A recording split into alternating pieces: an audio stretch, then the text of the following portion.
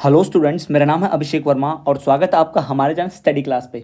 तो स्टूडेंट्स, आपके विषय शालेय संस्कृति नेतृत्व एवं शिक्षक विकास के सभी एमसीक्यूज ऑब्जेक्टिव्स की वीडियो मैं लेकर आया हूँ। सारे वस्तुनिष्ठ प्रश्न उत्तर जो हम यहाँ पर पढ़ने वाले हैं ऑब्जेक्टिव टाइप क्वेश्चंस की। तो चलिए बिना किसी देरी के शुरू करते हैं।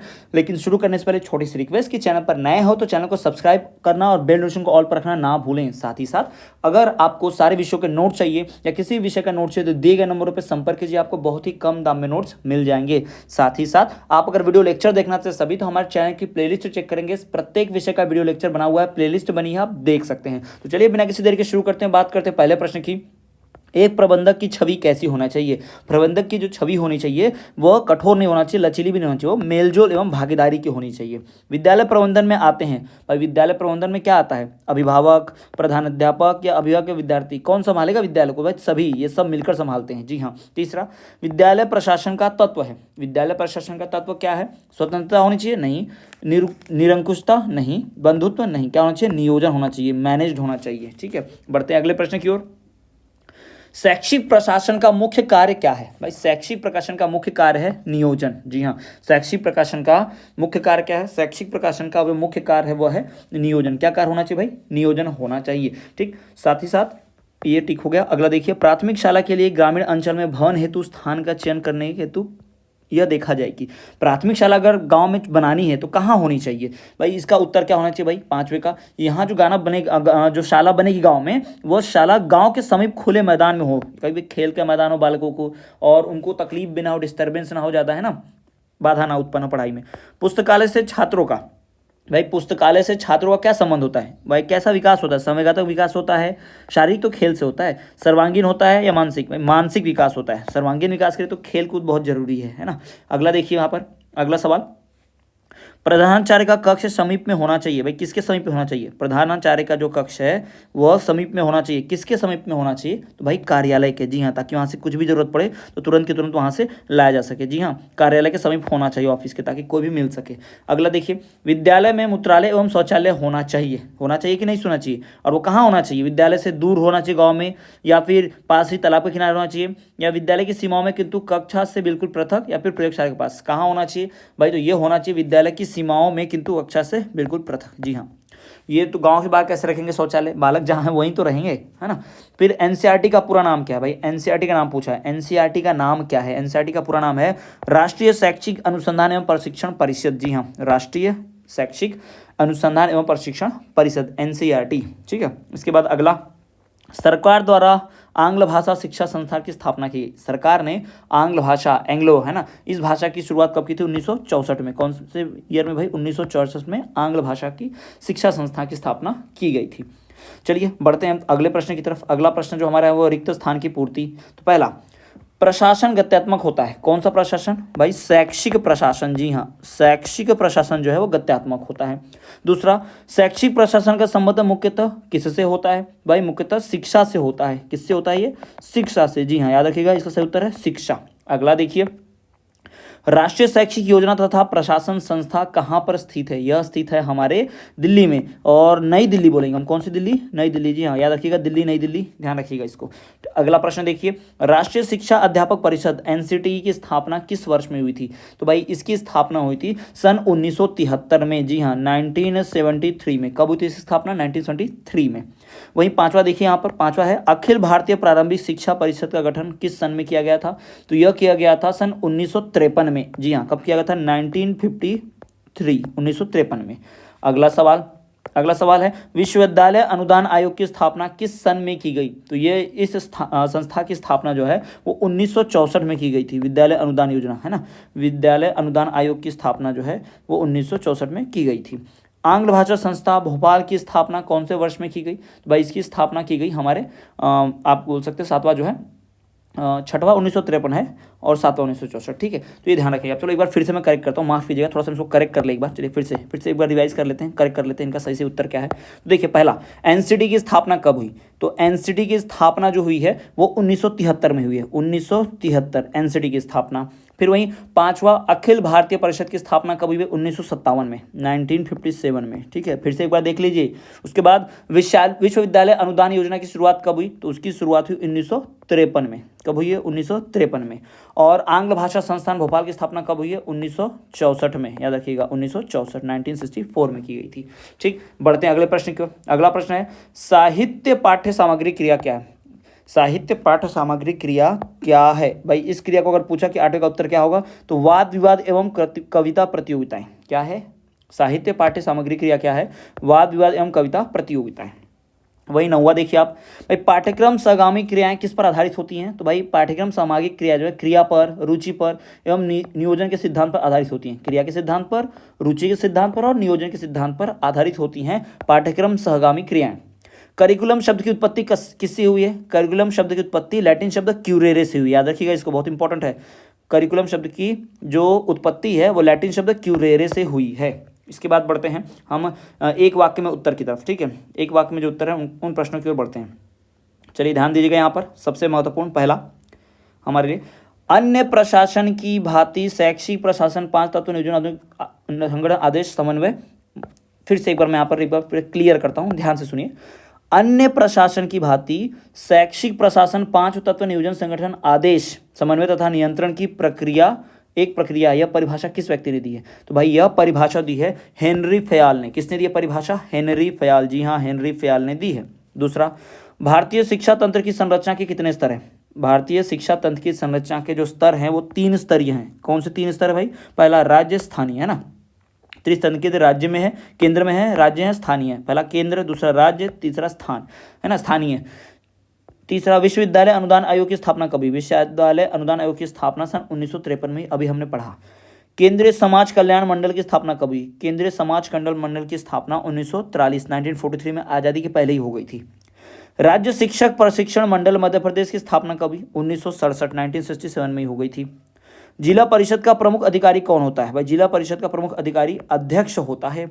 महानगर पालिका प्रमुख को क्या कहते हैं? महानगर पालिका प्रमुख को मेयर कहते हैं। मेयर, जी हाँ, उसे मेयर कहा जाता है। अंग्रेजी में MAYOR, हिंदी में मेयर कहा जाता है। राज्य शिक्षक सलाहकार मंडल की स्थापना कब हुई? राज्य शिक्षक सलाहकार मंडल की स्थापना जो है वो सन 1973, 1973 में हुई है, 1973 में। आंग्ल भाषा संस्थान भोपाल की स्थापना कब हुई? आंग्ल भाषा संस्थान भोपाल की स्थापना सन 1964, 1964 में हुई, अभी हमने पढ़ा भी था। राष्ट्र का निर्माता किसे कहा जाता है? भाई शिक्षक को कहा जाता है। राष्ट्र का निर्माता कौन है? शिक्षक। जी हाँ, जो शिक्षक है वही राष्ट्र को बनाता है। शिक्षा संस्कृति के प्रमुख अवयव कौन से हैं? शिक्षा समिति के भाई संस्कृति के प्रमुख अवयव हैं संगठन, प्रबंधन, सहयोग। जी हाँ, संगठन, प्रबंधन और सहयोग। 12वां देखिए, शिक्षा ही राष्ट्रीय एकता का आधार है। ये कथन किसका है? शिक्षा ही राष्ट्रीय एकता का आधार है, ये नेहरू जी का कथन है। जी हाँ, पंडित जवाहरलाल नेहरू जी का कथन है। किसका कथन है? पंडित जवाहरलाल नेहरू। शिक्षा ही राष्ट्रीय एकता का आधार है, यह कथन है पंडित जवाहरलाल नेहरू का। बढ़ते हैं अगले प्रश्न की ओर। तो अगले इकाई में देखेंगे भाई वस्तुनिष्ठ प्रश्न उत्तर को। तो अगले इकाई के प्रश्नों को देखिए। यहाँ पर पहला प्रश्न है, जिसमें सर्वोत्तम विद्यालय प्रशासन प्रबंधन संगठन एवं समन्वय के द्वारा छात्रों का समग्र विकास करने का मार्ग प्रशस्त होता है, शालेय प्रभावशीलता कही जाती है। यह कथन किसका है? तो यह कथन है श्रीमती RK शर्मा का। अगला, प्रभावशीलता का अर्थ क्या है? प्रभावशीलता का अर्थ होता है भाई प्रबंधन करना, संगठन, प्रशासन, समन्वय का उच्चतम रूप, यही क्या है? प्रभावशीलता है। मानक का अर्थ क्या है? मानक का अर्थ है मापदंड। आकलन का अर्थ क्या है? आकलन का अर्थ है किसी कार्य की सटीक जानकारी होना, यह आकलन का अर्थ है। अगला देखिए, शाला कैलेंडर का संबंध किससे है? शाला कैलेंडर का संबंध जो है वो छात्रों के शिक्षक के वेतन से जुड़ा हुआ है? नहीं। विद्यालय कार्य की शैक्षिक चर्चा? नहीं। छात्रों के मानसिक विकास से? नहीं। इनमें से किसी से नहीं जुड़ा है। भाई शाला कैलेंडर तो छुट्टियों से जुड़ा हुआ होता है ना, छुट्टी कब कब छुट्टी होगी, कब कब परीक्षा होगी साल में, तिमाही, वार्षिक, है ना, छमाही परीक्षाएं कब हुई, ये सब यही शाला कैलेंडर कहलाता है। अगला, संप्रेषण द्वारा तथ्य को बनाया जाता है। संप्रेषण तथ्य को कैसा बनाया जाता है? संप्रेषण द्वारा तथ्य को सामान्य बनाया जाता है। संप्रेषण से तात्पर्य एक व्यक्ति के विचार तथा संपत्तियों से दूसरे व्यक्तियों को परिचित कराने से है। यह कथन किस व्यक्ति का है? तो भाई यह कथन जो है ये E.G. मेयर का कथन है। किसका कथन है? E.G. मेयर का। अगला देखिए, यहाँ पर संप्रेषण की भौतिक बाधा है। संप्रेषण की भौतिक बाधा क्या है? तो संप्रेषण की जो भौतिक बाधा है वो देख लीजिए भाई। संप्रेषण की भौतिक बाधा शोर, यानी सीखने के लिए शोर जरूरी है नहीं, इससे बाधा आती है। दूरी से भी, हाँ, अदृश्यता नहीं, दिखाई नहीं देती, इससे भी दूर है ना। तो उपयुक्त सभी, ये सब बाधाएं हैं, संप्रेषण की भौतिक बाधाएं हैं सारे। अगला, संप्रेषण की मनोवैज्ञानिक बाधा क्या है? संप्रेषण की मनोवैज्ञानिक बाधा क्या है? अरुचि, मतभेद, पूर्ण धाराएं, भाई सभी, सारी हैं। संप्रेषण की मनोवैज्ञानिक बाधाएं सारी की सारी हैं। संप्रेषण की बाधाओं को दूर करने का उपाय क्या है? संप्रेषण की बाधाओं को दूर करने का उपाय क्या है? समुचित भाषा का प्रयोग कीजिए, संचार भाषा का द्विवाही होना और उचित प्रतिपुष्टि देना, सभी। इसका उत्तर होगा सभी। संप्रेषण की बाधाओं को दूर करने के सारे उपाय काम आते हैं। संप्रेषण कितने प्रकार से किया जाता है? संप्रेषण जो है वो 2 प्रकार से किया जा सकता है। अगला, मौखिक संप्रेषण कितने प्रकार से किया जाता है? मौखिक जो संप्रेषण है वो भी 2 प्रकार से किया जा सकता है। अशाब्दिक संप्रेषण क्या है? अशाब्दिक संप्रेषण का मतलब है भाई ध्वनि से बताओ, दृष्टि से दिखा के बताओ, स्पर्श से बताओ, ये ना उपयुक्त सभी, इन सब जो में शब्द नहीं होते। अगला देखिए, मौखिक संप्रेषण क्या है? भाई मौखिक संप्रेषण की बात हो रही है तो मौखिक संप्रेषण किसे कहेंगे? मौखिक संप्रेषण कम स्थायी होता है, बिल्कुल जल्दी भूलते हैं। फिर प्रतिक्रिया तुरंत पता चल जाती है, हाँ। कम खर्चीला होता है, हाँ। और उपयुक्त सभी, यानी सही उत्तर उसका होगा उपयुक्त सभी।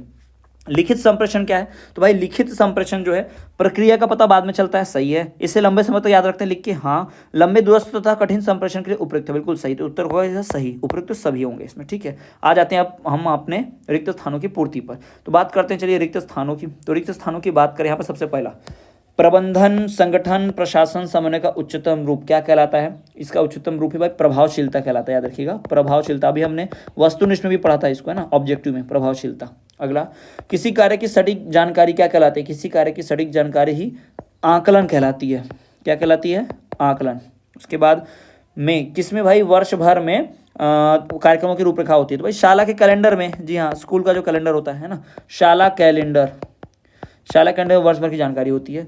द्वारा तथ्यों को सामान्य बनाया जाता है, किसके द्वारा भाई? संप्रेषण द्वारा, जी हाँ, संप्रेषण द्वारा तथ्य को सामान्य बनाया जाता है।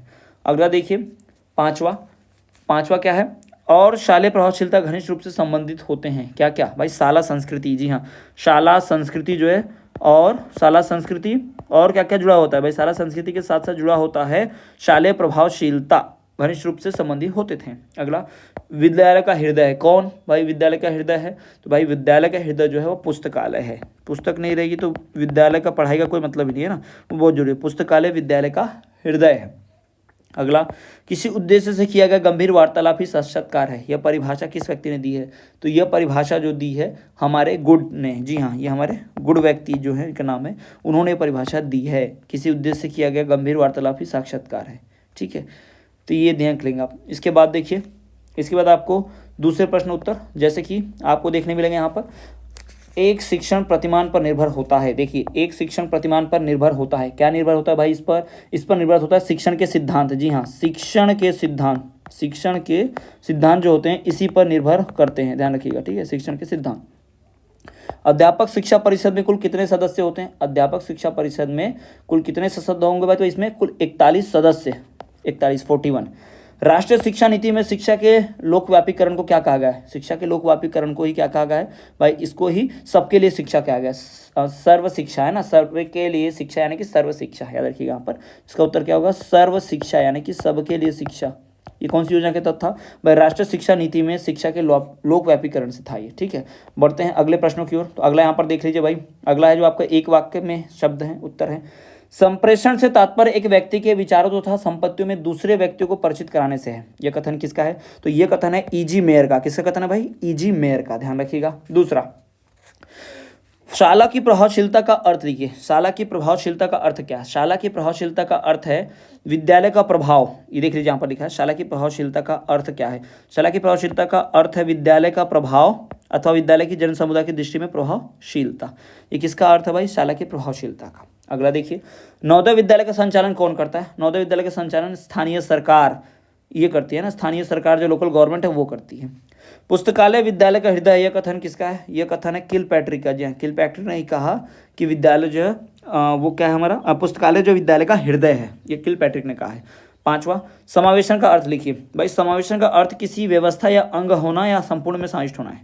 का अर्थ किसी व्यवस्था का अंग होना या संपूर्ण में समाविष्ट होना, ये क्या है हमारा भाई? यही हमारा समावेशन है। अगला, जिसमें सर्वोत्तम विद्यालय प्रशासन प्रबंधन संगठन एवं समन्वय के द्वारा छात्रों के समग्र विकास का मार्ग प्रशस्त, तो इसे शाला प्रभावशीलता कहा जाता है। यह कथन किसका है? तो ये कथन है श्रीमती आर के शर्मा का। जी हाँ, ध्यान रखिएगा, श्रीमती आर के शर्मा का कथन है। अगला, शिक्षक का प्रमुख कार्य क्या है? भाई शिक्षक का प्रमुख कार्य क्या है? व्यक्तित्व का विकास करना। जी हाँ, शिक्षा का सबसे पहला काम होना चाहिए व्यक्तित्व, पर्सनालिटी डेवलपमेंट। दूसरा, आठवां देखिए, अखिल भारतीय प्राथमिक शिक्षा परिषद की स्थापना कभी? 1957 में, 1957। जी हाँ, अखिल भारतीय प्राथमिक शिक्षा परिषद की स्थापना सन 1957 में हुई। निर्देशन क्या है? व्यक्तित्व सहायता। जी हाँ, निर्देशन का अर्थ होता है व्यक्तित्व सहायता। एक व्यक्ति जो है दूसरों को सहायता देगा वो कार्य करने के लिए, इसे कहेंगे व्यक्तिक, क्या कहेंगे इसे? व्यक्तिक भाई सहायता कहेंगे, व्यक्तिक सहायता कहेंगे।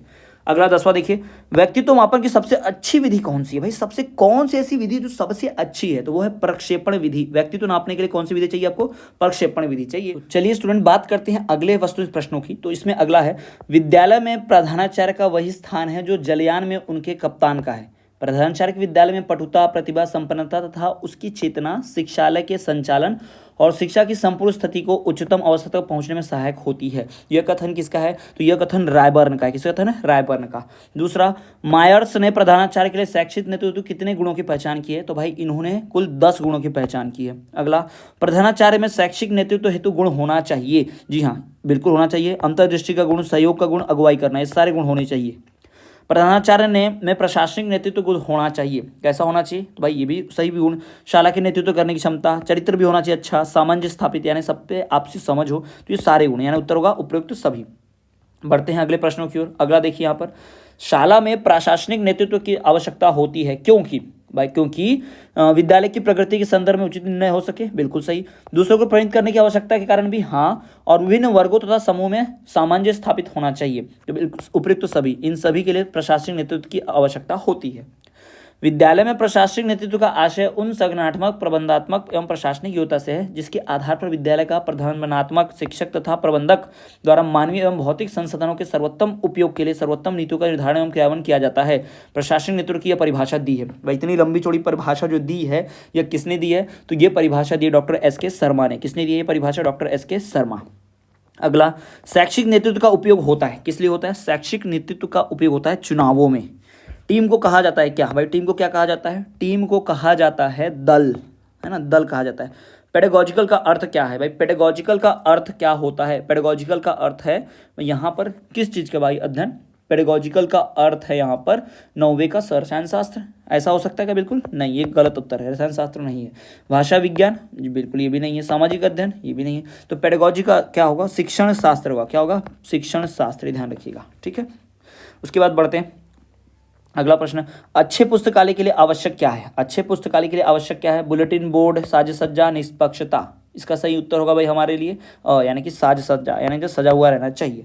अगला देखिए यहाँ पर रिक्त स्थानों की पूर्ति देखिए। पहला, मायर्स ने प्रधानाचार्य के लिए शैक्षिक नेतृत्व हेतु किन गुणों की पहचान की है? कितने गुणों की पहचान की है? तो कुल भाई यहाँ पर उन्होंने 10 गुणों की पहचान की। कितने गुणों की? 10 गुणों की पहचान की है। दूसरा, हमारे विद्यालय छात्रों को प्रशिक्षित एवं निर्देशित अध्ययन शक्ति का सर्वोत्तम प्रकार दे सकते हैं। यह कथन किसका है? तो यह कथन है रेमांड का। जी हाँ, विद्यालय ही बच्चों को अच्छा सिखा सकते हैं। किसका कथन है? रेमांड का। नेतृत्व को सहयोग प्रदान करती है। भाई कौन? टीम नेतृत्व को। जी हाँ, टीम नेतृत्व को सहयोग प्रदान करती है कि हमारा टीम लीडर कैसे चल रहा है। चौथा देखिए भाई, चौथे का उत्तर क्या होगा आपका? चौथे का होगा, देख लीजिए कि प्रशासनिक नेतृत्व। क्या लिखेंगे यहाँ पर? प्रशासनिक नेतृत्व। जी हाँ, प्रशासनिक नेतृत्व की प्रक्रिया को एक मनोवैज्ञानिक प्रक्रिया माना जाता है। प्रशासनिक नेतृत्व वाली जो प्रक्रिया है उसे मनोवैज्ञानिक मेंटल प्रक्रिया प्रोसेस मानते हैं। विद्यालय संगठन में सर्वोच्च पद पर कौन होता है? विद्यालय में सबसे सर्वश्रेष्ठ पद जो होता है वो किसका होता है? प्रधानाध्यापक का कि प्रधानाचार्य का? जी प्रधानाध्यापक का। जी हाँ, प्रधानाध्यापक का ही होता है, प्रधानाध्यापक, है ना। ये तो सब सभी जानते ही हैं प्रधानाध्यापक की, ठीक है। उसके बाद देखिए, निरीक्षण कार्यों में नेतृत्व को सहयोग देने के लिए किसकी आवश्यकता होती है? निरीक्षण कार्यों में नेतृत्व को सहयोग देने के लिए टीम की आवश्यकता होती है। टीम चाहिए, ग्रुप नहीं रहेगा तो काम कैसे होंगे? ढेर सारे, है ना, टीम चाहिए। साथ ही साथ अगला देखिए, अध्यापक नेतृत्व के विकास के लिए क्या आवश्यक नहीं है? तो भाई इसके लिए सीमित अधिकार, यानी अधिकार जो होते हैं ना उनकी कोई आवश्यकता नहीं है, ठीक है। सीमित अधिकारों की उनकी कोई आवश्यकता नहीं है प्रशासनिक नेतृत्व के लिए। वहीं अगला देख लें, आठवां। आगे देखिए आप, बाल केंद्रित शिक्षा में शिक्षक की भूमिका कैसी होती है? बाल केंद्रित शिक्षा में शिक्षक की भूमिका भाई मूल्यांकनकर्ता की होती है। शिक्षक ही मूल्यांकन करता होता है, वो मूल्यांकन करता है। ठीक। अगले, प्रकृतिवाद का जन्मदाता कौन है? प्रकृतिवाद का जन्मदाता है रूसो। कौन है ये? रूसो। विद्यालय एक सामाजिक संस्था है, यह कथन किसका है? जॉन डीयूवी का है। किसका कथन है ये? जॉन डीयूवी। विद्यालय जो है एक सामाजिक संस्था है, यह कथन है जॉन डीयूवी का कथन है।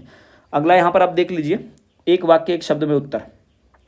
प्रशासनिक नेतृत्व का अर्थ ऐसी योग्यता एवं क्षमता से जिसमें प्रधान अध्यापक द्वारा मानवीय एवं भौतिक संसाधनों की श्रेष्ठ प्रबंधन एवं संगठन की क्रियाएं निहित हो। यह परिभाषा किसने दी है? तो यह परिभाषा दी है श्रीमती आर के शर्मा ने। किसने दी है? श्रीमती आर के शर्मा।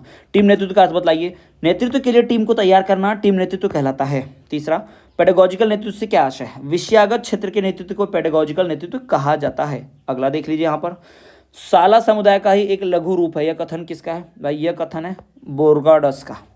कार्यालय को विद्यालय का नाड़ी संस्थान कहा है। किसने कहा भाई? राबर ने कहा है ऐसा। प्रधान अध्यापक के क्या कार्य हैं? प्रधान अध्यापक के कार्य हैं नियोजन, शिक्षण कार्य, अनुशासन की स्थापना। जी हाँ, नियोजन, शिक्षण कार्य, अनुशासन की स्थापना। अगला 7वां देखिए, तथ्यात्मक ज्ञान की क्या विशेषता है? तथ्यात्मक ज्ञान की विशेषता है उचित एवं अनुचित की संभावना। जी हाँ, उचित एवं अनुचित की संभावना। शिक्षा के आवश्यक अंग कौन से हैं? प्रशिक्षण, निर्देशन, प्रेरणा। जी हाँ, प्रशिक्षण, निर्देशन, प्रेरणा, यह शिक्षा के सबसे आवश्यक अंग है। बढ़ते हैं अगली इकाई की तरफ। अगली इकाई की बात करते हैं, यहाँ पर सबसे पहला है छात्रावास में स्वास्थ्य सुरक्षा के लिए क्या आवश्यक है? भाई यहाँ पर क्या सुरक्षा है? योग सिखाना चाहिए, बिल्कुल। स्वास्थ्य कार्यक्रम, हाँ। डॉक्टर का निरीक्षण, हाँ। तो ये उपरोक्त तो सभी। संस्कृत की सामग्री से ही शिक्षा का प्रत्यक्ष रूप से निर्माण हुआ है और यही सामग्री शिक्षा को न केवल उसके स्वयं के उपकरण वरन उसके अस्तित्व का कारण भी प्रदान करती है। यह कथन किसका है? तो ये कथन है रेमांड का। अगला, संस्कृति में शामिल होते हैं। भाई क्या संस्कृति में शामिल होते हैं? शाला के विचार।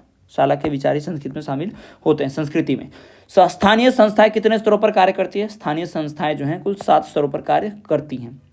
राज्य शिक्षा स्तर पर शिक्षा विभाग का सबसे बड़ा अधिकारी कौन होता है? भाई शिक्षा विभाग का अधिकारी जो सबसे बड़ा होता है वह होता है शिक्षा सचिव। कौन होता है? शिक्षा सचिव। अगला, राष्ट्रीय शैक्षिक अनुसंधान एवं प्रशिक्षण परिषद की स्थापना शिक्षा मंत्रालय द्वारा सर्वप्रथम की गई थी। कौन से ईयर में की गई थी? तो ये की गई थी भाई 20 दिसंबर 1949, 20 दिसंबर 1949, 20 दिसंबर 1949 में की गई थी। ठीक, बढ़ते हैं अगले प्रश्न की ओर। मानव संसाधन विकास मंत्रालय के शिक्षा विभाग के सचिवालय का नेतृत्व, मानव संसाधन विकास मंत्रालय शिक्षा विभाग के सचिवालय का नेतृत्व करता है। बताइए भाई कौन करता है नेतृत्व? तो ये नेतृत्व है शिक्षा सचिव का काम है, वही सबसे बड़ा अधिकारी है, तो वही नेतृत्व करता है। अगला देखिए, विद्यालय शिक्षा के क्षेत्र में भारत सरकार के कौन से संगठन संबंध है? विद्यालय शिक्षा सिखाने के लिए भारत सरकार में कौन सी संस्थाएं हैं? तो यहाँ पर है भाई माध्यमिक शिक्षा बोर्ड, यह केंद्रीय माध्यमिक शिक्षा बोर्ड यानी CBSE है, इस बात को आप ध्यान रखेंगे।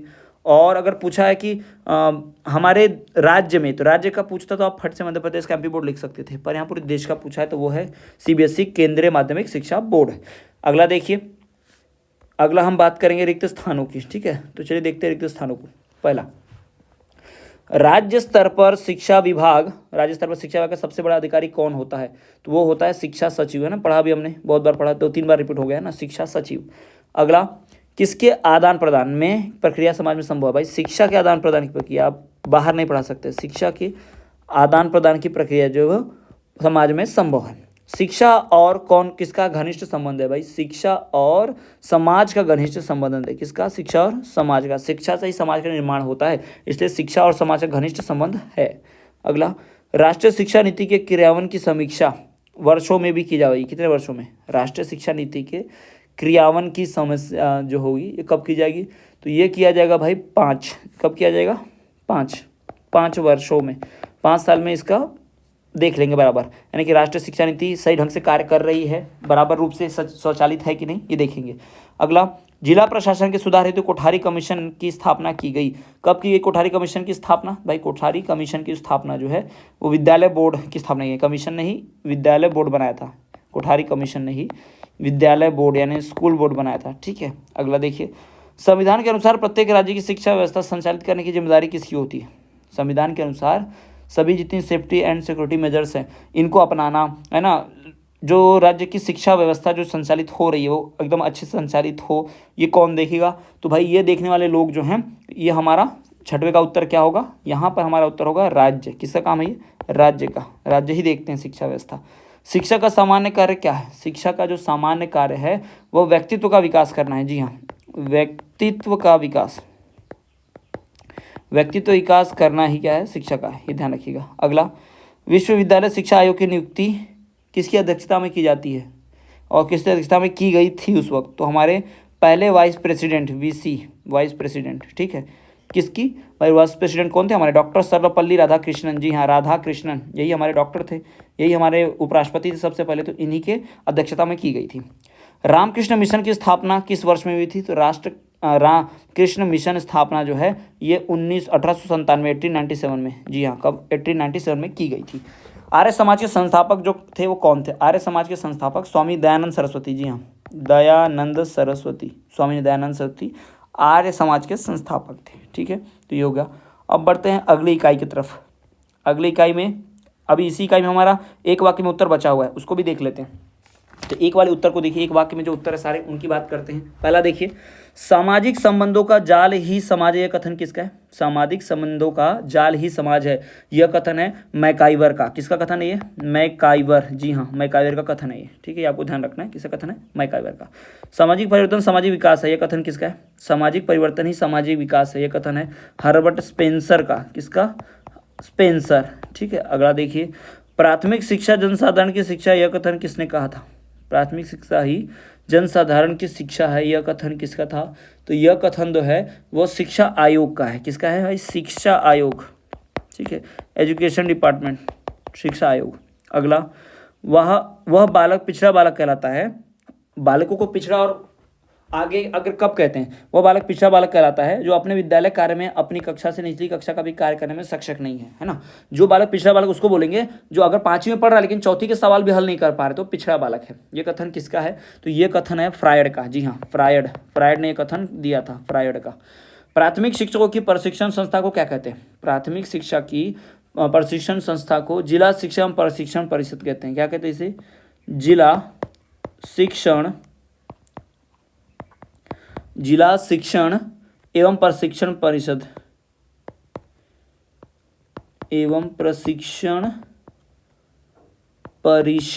ठीक है, ध्यान रखिएगा। अगला, समाजीकरण सीखने की वह प्रक्रिया जो सीखने वाले के सामाजिक भावनाओं के निर्वाह के योग्य बनाती है। परिभाषा किसने दी है? तो ये परिभाषा दी है जॉनसन ने। किसकी परिभाषा? ये जॉनसन, जी हाँ, जॉनसन की परिभाषा है। राष्ट्रीय महिला शिक्षा परिषद की स्थापना कब हुई महिलाओं की शिक्षा के लिए? तो ये शिक्षा स्थापना जो परिषद की 1959 में।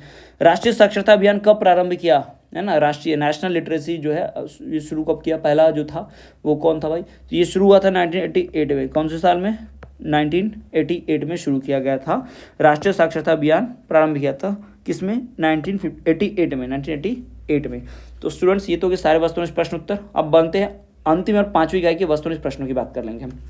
अंतिम एवं आखिरी वस्तुनिष्ठ प्रश्न उत्तर। पहला, शिक्षक शब्द किस शब्द से उत्पन्न हुआ है? शिक्षक शब्द जो है शिक्षणेतर उत्पन्न हुआ है।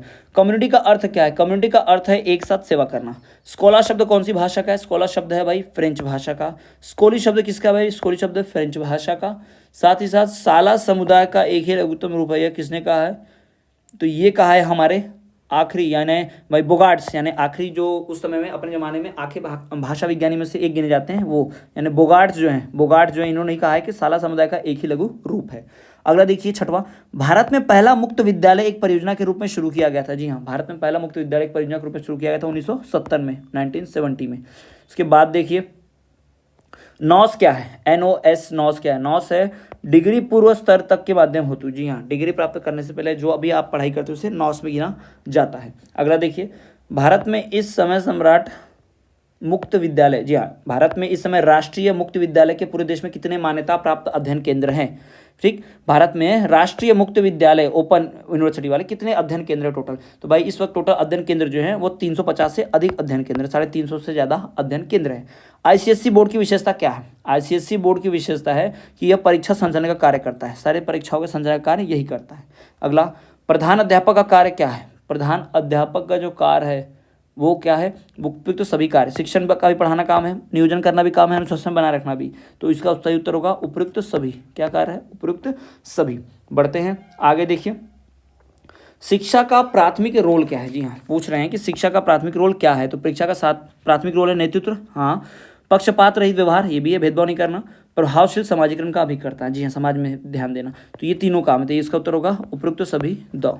12वां देखिए, शिक्षक का प्रकार क्या है, शिक्षक का जो प्रकार है वह क्या है, तो शिक्षक का प्रकार जो है वह यहाँ पर उपयुक्त सभी है, सबके सब, जी हाँ, प्राथमिक कार्य, व्यावसायिक कार्य, अनौपचारिक कार्य, ये सारे के सारे जो हैं ये उपयुक्त सभी क्या है, जवाब है किसके, ये सारे जवाब है शिक्षक का प्रकार के। ठीक है, अगला देखिए, लैम्बर्ट तथा उनके साथियों ने शिक्षक के कार्य को कितने भागों में बांटा है, उन्होंने शिक्षक को 7 भागों में बांटा है, जी हाँ, लैम्बर्ट तथा उनके साथियों ने शिक्षक के कार्यों को बांटा है कितने भाग में भाई, यहाँ पर टोटल 7 भागों में। ठीक है, कितने भागों में, 7 भागों में।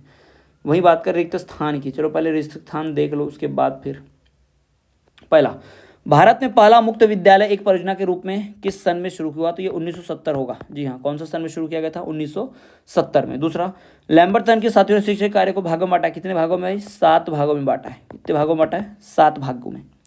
अगला, केंद्रीय माध्यमिक बोर्ड की स्थापना कब की गई थी, केंद्रीय माध्यमिक बोर्ड की स्थापना जो है यह कब की गई थी, तो अपने इसके हिसाब से बताइए, अपने अपने। ठीक है, तो केंद्रीय माध्यमिक बोर्ड यानी कि सेंट्रल बोर्ड जो है इसकी शुरुआत कब से की गई थी, तो इसकी शुरुआत जो है ये की गई थी भाई हमारे सन 1952 में, जी हाँ, 1952 में। पूरे देश में एक जैसा एजुकेशन चले वैसा। नवोदय विद्यालय में दाखिला किस कक्षा से होता है, नवोदय विद्यालय में जो दाखिला होता है वो किस कक्षा से होता है, तो वो होता है 6वीं कक्षा से, जी हाँ, कब से होता है, 6वीं कक्षा से। अगला देखिए, विश्वविद्यालय अनुदान आयोग की स्थापना किस वर्ष में की गई, विश्वविद्यालय अनुदान आयोग की स्थापना जो है वह की गई थी यानी कि हमारे भाई पहला उत्तर यहाँ पर क्या होगा, आप ध्यान रखेंगे कि इसमें जो सबसे पहला उत्तर होगा कि विश्वविद्यालय अनुदान आयोग की स्थापना कौन से सन में की गई है, तो यहाँ ईयर पूछा है, तो भाई ईयर पूछा है तो 1953 आपके सामने प्रेजेंट है ना, उत्तर भी यहाँ पर दिए हुए 1953। चलिए आगे बढ़ते हैं, एक वाक्य वाले प्रश्नों के उत्तर की बात करते हैं। एक उत्तर वाला देख लो यहाँ पर भाई, सबसे पहला, नवोदय विद्यालय का कोई एक उद्देश्य बतलाइए। नवोदय विद्यालय का उद्देश्य प्रतिभावान बच्चों की पारंपरिक, सामाजिक तथा आर्थिक स्थिति में भेदभाव के बिना उनका सर्वांगीण विकास करना। अगला देखिए, नवोदय विद्यालय किससे संबंध है, नवोदय विद्यालय का संबंध जो है केंद्रीय विद्यालय माध्यमिक शिक्षा मंडल से संबंध है। शैक्षिक प्रशासन का मुख्य कार्य क्या है, शैक्षिक प्रशासन का मुख्य कार्य है नियोजन। एनसीईआरटी का पूरा नाम बतलाइए, राष्ट्रीय शैक्षिक अनुसंधान एवं प्रशिक्षण परिषद, क्या है, राष्ट्रीय परीक्षण परिषद। अगला देखिए, हमारा राज्य शिक्षा संस्थान का कार्यालय कहाँ पर बनाया गया है, राज्य शिक्षा संस्थान का जो कार्यालय है वो कहाँ बनाया है, तो राज्य शिक्षा संस्थान का कार्यालय जबलपुर में है। अगला, सभी के लिए शिक्षा की व्यवस्था कब शुरू गई, सभी के लिए शिक्षा की व्यवस्था 7 अक्टूबर 1993 में शुरू की गई। प्रधान अध्यापक और विद्यालय का सुसंचालन निर्भर है, यह कथन किससे, माध्यमिक शिक्षा आयोग का। अगला देख लीजिए, अनुशासन विद्यालय हेतु क्या है, अनुशासन विद्यालय हेतु महत्वपूर्ण है, यह कथन किसने कहा है, तो भाई यह कथन जो है, यह कथन हमारे रेन जी का है, किसका कथन है, रेन का।